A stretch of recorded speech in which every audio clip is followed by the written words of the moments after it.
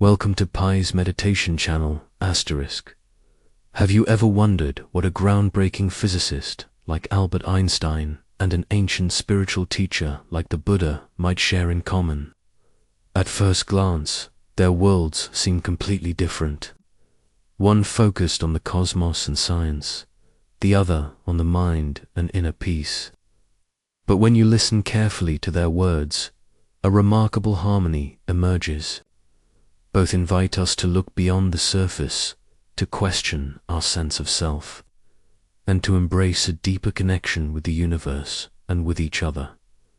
In this video, we'll explore the surprising overlaps between Einstein's scientific insights and the Buddha's spiritual teachings. Together, we'll journey through ideas of unity, compassion, and the mystery that lies at the heart of existence. Whether you're a curious thinker, a seeker, or simply someone who enjoys a moment of calm reflection, this conversation between two great minds has something for you. So, let's begin in the company of two minds. What could a Nobel laureate in physics and an enlightened sage from 2,500 years ago possibly have in common? On the surface, Albert Einstein and the Buddha seem worlds apart. Einstein unraveled the geometry of space-time. The Buddha taught the nature of mind under a Bodhi tree. But listen closely to their words, and a surprising harmony emerges. Einstein once remarked that a human being is part of the whole called by us universe. He experiences himself as something separated from the rest, a kind of optical delusion of his consciousness. In other words, he saw our sense of separateness as an illusion, a prison that can only be broken by expanding our compassion. That insight of a single, interconnected reality and the illusion of the isolated self is echoed in Buddhist teaching, where the path is about freeing ourselves from ignorance and compassionately embracing all living beings. In this exploration, we'll wander together through the thoughts of Einstein and the Buddha, discovering how each grappled with the self, the cosmos, compassion, and the limits of knowing. Along the way, you might be surprised by how often they speak the same language. One, cosmic visions. Einstein's work made the universe feel like a friendly place, one vast, orderly cosmos, obeying deep laws. Even amid equations, he often spoke with wonder. In a famous letter, he described humanity as a part of the whole called by us universe. He meant that every person is literally a piece of the cosmos, bound by the same time and space, that tie planets and galaxies together. This idea of unity comes back again and again. He even envisioned a cosmic religion, a future spirituality that transcends dogma and recognizes an underlying harmony in nature. Intriguingly, Einstein observed that Buddhism answers this description, since it emphasizes no personal creator, avoids dogma, and sees all of existence as a meaningful unity. In Buddhist philosophy, the cosmos is similarly interconnected, though framed differently. Traditional texts speak of dependent origination, the notion that nothing exists in isolation. Every star, every person, every single thing arises because of everything else. There is no standalone object or self. Thich Nhat Hanh later called this interbeing. To exist is to interexist with all conditions. In practical terms, the Buddha taught that what we see as separate subject and object, self and other, are really just labels we apply to a flowing, connected reality. For example, one famous Zen story has two monks argue whether a flag or the wind is moving. Their master replies, "It is your mind that moves," pointing out that the perceived separation is in the mind itself. This resonates with Einstein's view. He said, "The separation we feel is an optical delusion of our consciousness." In both perspectives, Reality isn't fundamentally sliced into individuals. It's a single vast tapestry, but that wasn't the whole story. Each of them saw a little more nuance in our experience of the universe, which brings us to their shared insight on the self. 2. The illusion of self. Both Einstein and the Buddha challenged the sense of a fixed, isolated ego. The Buddha's core teaching, and that literally means non-self. He refused the idea of any permanent soul or essence in people or things. In Buddhist doctrine, believing in an unchanging self is seen as a fundamental error that leads to suffering. The great scholar Peter Harvey notes that early Buddhism criticizes notions of an eternal, unchanging self as baseless, and instead sees enlightenment as realizing that what we took to be I is actually empty, in constant flux. In other words, the self is something we imagine, not something fixed. Einstein put it in his own language. In that 1950 letter, he said very explicitly that our consciousness tricks us. We feel separate, limited to personal desires and to a few loved ones, but this is a kind of optical delusion. The implication is clear. What we call I or me is not the ultimate reality, but an artifact of our perspective. 2. Break free of this prison of self-centered illusion, Einstein wrote. Our task must be to free ourselves from this prison by widening our circle of compassion to embrace all living creatures and the whole of nature in its beauty. Notice how that echoes Buddhist language. Both say the fixated self traps us, and liberation comes from a broader perspective.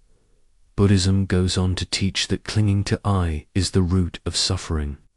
As the Buddha put it in the Dhammapada, all that we are is the result of what we have thought. The mind does not reveal an independent self. It only projects one. He instructs students to watch how thoughts arise and fall, discovering that there's no permanent knower behind them. In practice, Buddhist meditation shows that the boundary between self and world is pliable, not rigid. After all, when you vividly feel joy or pain, that feeling doesn't come from an unchanging core you, but from a cascade of transient mental and physical events. Interestingly, Einstein even spoke of liberation from the self when discussing human values. He noted that the true value of a human being is determined by the measure and the sense in which they have attained liberation from the self. That idea is straight out of Buddhism. The more one loosens ego-grasping, the more one aligns with compassion and wisdom. Einstein's words suggest that he recognized the freedom in stepping beyond personal identity, perhaps without calling it Buddhism. He saw a congruent truth. Thus both wise men prompt us to question the very idea of I. Einstein gently smiles at our limited viewpoint. We're one part of a whole, misperceiving a prison cell around our desires. The Buddha teaches that once we see through the mirage of the isolated self, compassion naturally follows, because who would want harm for what they discover is not a separate other? Both invite us to laugh at the ego's tricks. But what about feeling? If I is a useful fiction, how do we cultivate kindness and morality? That leads to the next remarkable overlap, their emphasis on compassion. 3. Expanding the heart. If one flips through Einstein's letters or interviews, a theme emerges. He cared deeply about humanity. In that same letter, where he spoke of optical delusions, he advocated broadening our love. He said our task is to free ourselves from the prison of self by widening our circle of compassion to embrace all living creatures and the whole of nature in its beauty. He understood compassion not as a personal luxury, but as an evolutionary step. The moment we see others as part of the same universe, hurting others is hurting ourselves. Like a scientist refining a theory, he urged us to refine our heart. The Buddha's entire path is built on compassion, karu-a, and loving kindness, met.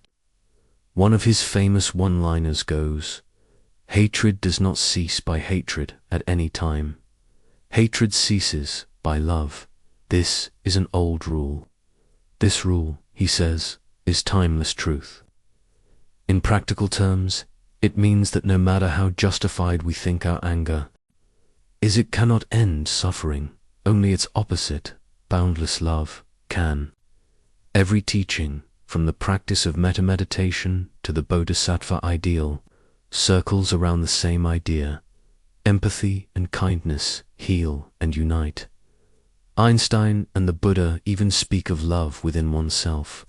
The Buddha famously said, "You can search throughout the entire universe for someone more worthy of love and compassion than yourself, and that person is not to be found anywhere," though we find this line more often in modern Buddhist teachers. It may not be a direct quote.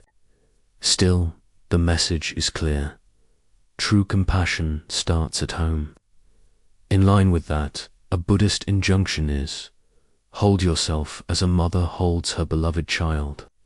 In other words, just as a mother's love is natural and spontaneous, we should extend the same gentle care to our own hearts. Einstein, ever the thinker, implied much the same by showing self-compassion. He didn't write many self-help books, but in interviews he expressed concern over humanity's well-being and urged tolerance and patience, even with himself. What ties them further is that both saw compassion as boundless. The Buddha, famously, sat under the Bodhi tree, rejecting the easy comforts of personal satisfaction to seek a way to free all beings from suffering. Einstein, in Letters about War and Peace, spoke of a widening of our circles of compassion. His sentiment echoes the idea of a deep, all-inclusive love. For example, when consoling a friend who lost a child, Einstein wrote that grief connects us, reminding us that we are part of an inescapable network of mutuality, a phrase he borrowed from Martin Luther King, but which matches Buddhist interbeing exactly. In short, when Einstein talked about human goodness, he spoke the language of the heart, just as the Buddha did.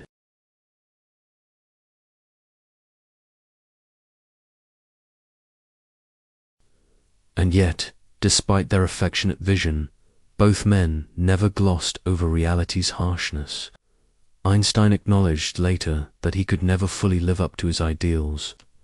He admitted we may strive for perfect compassion, but often fall short, saying nobody is able to achieve this completely, but striving for such achievement is, in itself, a part of the liberation. The Buddha likewise never claimed we must instantly become Buddhas. Instead, he prescribed gradual steps on the Eightfold Path and understood we will falter, but every act of kindness matters. The overlap is that each of them practiced humility. About human nature, we should be kind, but we also forgive ourselves for imperfection. Still, compassion and ethics sit alongside wonder and knowledge. The next question is, how did they each view our quest for understanding? For the limits of knowledge is often quoted saying that the most beautiful and most profound experience is the sensation of the mystical. By this he meant that when we feel awe at the cosmos or the laws of nature, we glimpse something beyond logic alone. In fact, Einstein admitted he was driven by an unbounded admiration for the world's order, a feeling he considered akin to religiosity. Yet he balanced this wonder with a humility about our knowledge. He pointed out that as our circle of knowledge expands, so does the circumference of darkness surrounding it. In simpler terms, every discovery makes us more aware of how much we don't know. Physics itself taught him humility. Relativity and quantum theory shattered old certainties. In one playful remark, he said, "As far as the laws of mathematics refer to reality, they are not certain, and as far as they are certain, they do not refer to reality." That is to say, our best equations are still only maps, not the territory. The Buddha, long before modern science, taught something very similar, that our ordinary understanding is incomplete and often misleading. He spoke of the two truths: the conventional world we live in, full of names and forms, and the absolute truth beyond conceptual thought. Most of us operate only at the conventional level, taking our labels and narratives to be reality itself. But this is a bit like mistaking a map for the territory it represents. The Buddha used metaphors like the dreamer awakened. What we thought was real turns out to have been an illusion. A famous Buddhist story illustrates this. A man dreams he's a butterfly. Upon waking, he wonders, was he man dreaming of being butterfly, or butterfly dreaming of being man? Either way, labels dissolve. Both thinkers pointed out that merely knowing facts isn't enough. Einstein famously quipped that in physics you never get a commandment like "thou shalt not lie." Science can tell you how things work in principle, say how atoms bond, but it can't tell you whether it's right to lie or steal. That requires another kind of knowledge. The Buddha agreed. He said one can spend a lifetime learning to argue about reality, yet remain completely clueless about how to live. In his sermons, he emphasized insight over scholarship. He urged followers to test teachings through meditation and ethics, not accept them blindly. In a sense, both Einstein and Buddha urged a balance. Respect rational inquiry, but don't be fooled into thinking that all of life can be understood like a physics problem. Indeed, Einstein once told a gathering that a feeling of personal mysticism is the flower of the intuitive life. In these moments of wonder, we feel our tiny selves touching infinity. Buddhism calls that realization prajna, a wisdom glimpse. But both warnings also come through. Einstein was famously uneasy with quantum mechanics randomness, saying, "I cannot believe that God plays dice." And the Buddha warned against clinging to any one view, even a mistaken idea of God or nothingness. Both cultivated a spirit of open inquiry combined with deep respect for the mystery. Some might think these areas, science versus spirituality, are so different that they address separate needs. Yet Einstein and the Buddha suggest they mingle. Understanding reality requires humility, and living requires an ethical compass. This leads us to consider how they each conceived of guidance beyond raw facts. Point 5. Beyond science. Ethics and Spiritinstein often reflected on the role of ethics and spirituality alongside science. He observed that if we rely only on mathematics and reason, we can never derive a moral law like "thou shalt not lie." In one letter, he lamented that as science became the dominant guide, a certain decay of morality could follow, since science itself isn't aimed at meaning or values. For him, what we need is a substantially new manner of thinking to address humanity's future. He even said that if he had any religious sense, it was embodied in awe for the universe. Yet he respected the Buddha specifically for raising deep questions without dogmatic answers, famously noting that of all religious founders, the Buddha did not talk about the universe's origin, only about how to end suffering. That quote is actually attributed to Bertrand Russell discussing Einstein's attitude, but it highlights Einstein's admiration for the Buddha's reserved stance on metaphysics. Einstein's own religion was essentially cosmic and humble. He declared, "I do not believe in a personal God," but said that any sense of something divine came from scientific wonder.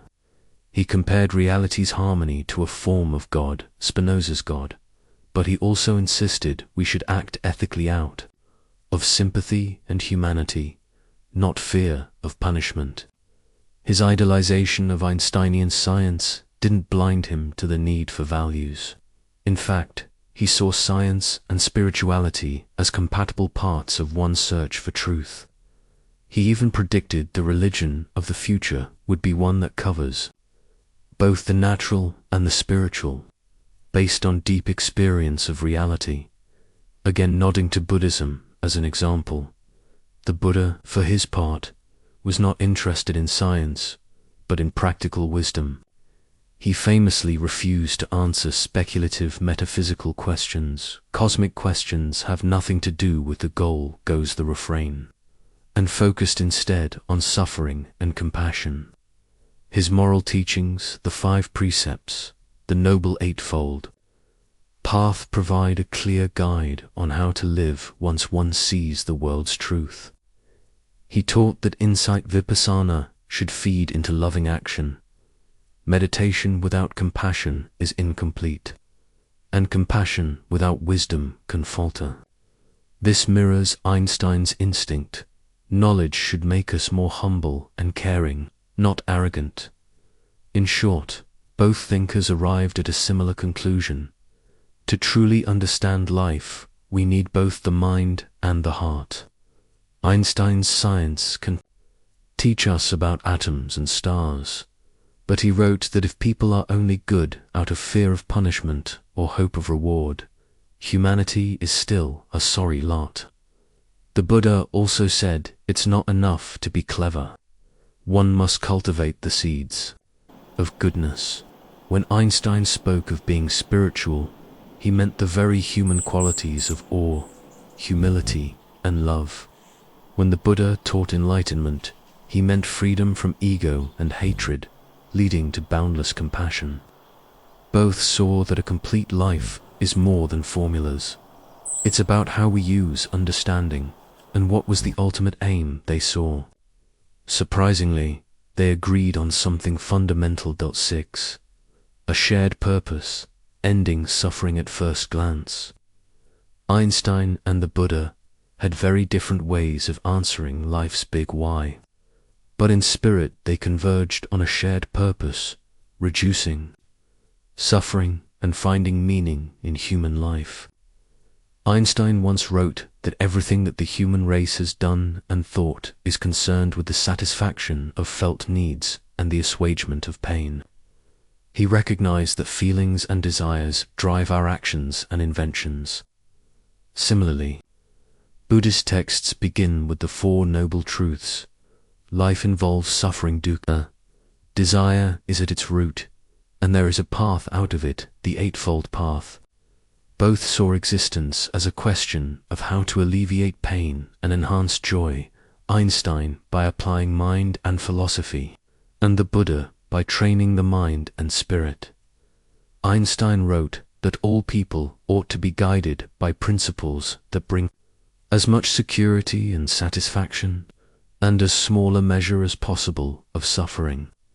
That could almost be a paraphrase of Buddhist ethics. Act in ways that minimize harm and maximize well-being for all. In fact, the Dalai Lama has summarized the Buddha's intent as the quest for happiness by ending suffering, which, to Einstein's eyes, was just common sense. The Buddha never denied the world is complex or sorrowful, but he consistently taught that our actions should aim at compassion and wisdom precisely to reduce that suffering. Crucially, both emphasized that this mission is universal. Einstein insisted that our laws and ethics should benefit all people, not just one group or nation. The Buddha likewise extended compassion to every being, human or not. There are stories of him stopping a war by raising an inconsolably angry enemy, reminding him of his own mother and the pain he'd cause. Einstein's worldview of global unity on Earth as in heaven foretold our modern idea of the planet as a single community. In one letter he wrote to a friend during wartime that if people could truly grasp Einstein's concept of the relativity of motion, they might understand that hurting the other is ultimately hurting oneself. This is the identical insight. At the heart of meta-loving kindness, people are not truly separate. So when looked at side by side, the Buddha and Einstein end up emphasizing nearly the same human task. Albert Einstein, in fact, considered himself fortunate to grow up with Jewish humanistic ethics, but he publicly stated that Buddhism, too, offered answers for the modern age. He admired the Buddha for focusing on compassion and freeing people from illusions. So when looked at side by side, the Buddha and Einstein end up emphasizing nearly the same human task. Albert Einstein, in fact, considered himself fortunate to grow up with Jewish humanistic ethics, but he publicly stated that Buddhism, too, offered answers for the modern age. He admired the Buddha for focusing on compassion and freeing people from illusions about themselves. And we might say, the Buddha would have recognized Einstein as someone who saw past ordinary views, perhaps even as a kindred spirit exploring truth, albeit with different tools. Of course, neither claimed to have all the final answers. Both understood that their teachings are fallible human attempts to point beyond themselves. Einstein described his admiration for the orderly harmony of nature, revealed by science, as his own spiritual feeling. The Buddha recommended that each person be a lamp unto yourself. In other words, test all teachings, even those of the Buddha, by experience. They would probably have agreed, keep searching, keep questioning, but never lose heart. Conclusion: an invitation to wondering the quiet moments when you step away from the noise of daily life. Imagine listening to Einstein and the Buddha having a gentle conversation. Einstein, pensively staring at the stars, might quote, "A human being is part of the whole called by us the universe." The Buddha, eyes closed, in compassion, would nod and speak of dependent origination and the absence of a fixed self. They would smile at each other. Different languages recognizing the same truth, that the boundary between you and everything else is thinner than it seems. What would this mean for us, the listeners? Perhaps it's an invitation. Invitation to see the universe a little more as Einstein did. Beautiful, unified, mysterious, and at the same time to see ourselves as the Buddha did, not isolated egos, but a spark in a vast flame of existence. If we take their lessons to heart, we might approach life differently, with wonder for the cosmos and tenderness for all beings. Albert Einstein and the Buddha may never have met, but in a way their spirits are in the same room. They encourage us to unlearn narrowness. We are asked to open our minds to both science and compassion, to recognize that understanding and kindness belong together. When Einstein said the most beautiful experience we can have is the mysterious, he was speaking to the scientist in us. When the Buddha taught hatred does not cease by hatred, hatred ceases by love, he was speaking to the heart in us. So what comes next? Maybe quietly we carry their converging wisdom into our own lives. We notice that beneath formulas and scriptures, the message is gentle. We are all part of this universe's unfolding story. All that remains is our small choice, to keep our circles of compassion wide, to question what we take for granted, and to marvel at the wonder that connects us in the end. Perhaps the greatest lesson is this: Einstein and the Buddha each point to a reality grander than our fears. One with equations, the other with meditations. Both lead us to the same threshold, the threshold of humility, awe, and love. And standing there, we may find that the secret they shared was not a doctrine or a formula, but an open-ended question. To carry on, what will you discover when you look beyond the limits of the self and embrace the whole? Sources, insights have been drawn from Einstein's own writings and the Buddha's teachings, such as the Dhammapada, as well as scholarly explanations of Buddhist concepts. The parallels between Einstein's and the Buddha's views are noted in several writings, which highlight their common emphasis on unity, compassion, and the mysterious nature of reality. Each of their notable quotes is properly cited above for reference.